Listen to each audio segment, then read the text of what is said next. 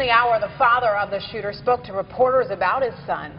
He talked about the incident and his message for similar terrorist attacks. News Channel 5's Andrew Ruiz is live outside the home on Bayshore Boulevard in Port St. Lucie with more on the surprise the father is expressing about his son's actions. Andrew? Well, Roxanne, first of all, we can finally independently confirm that this is the father's house, 519 Bayshore Boulevard. There were two locations that we were staked out at. It was 519 and also 937, which is just south of here. We did get video of the father leaving the house on 937, but as you can see here, there is a ton of media who is awaiting to speak to the father. He has been doing somewhat of a press conference / just one-on-one interviews or a group of cluster of interviews. We were in on the first interview gathering the new information.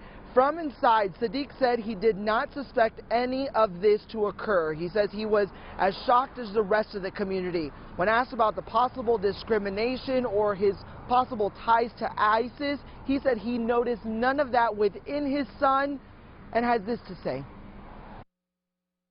If I did know, I would have called the law enforcement myself and I would have arrested him.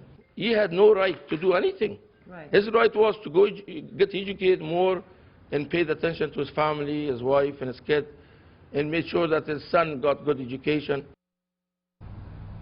Now again, Mateen's father, Sadiq, says his son was not a radical, which the evidence that he provides is that he did not let his beard grow out, and also he did not neglect his family. He also has a 3.5-year-old son, which the father mentioned that Omar had a very close relationship with his son. They would play, they would spend a lot of time together. He also had this to say. He wanted to make sure that America knew that he definitely condoned the actions of his son and that he wanted to make sure that not only are his condolences with the family that lost their loved ones, but those that are injured, he hopes they have a speedy recovery.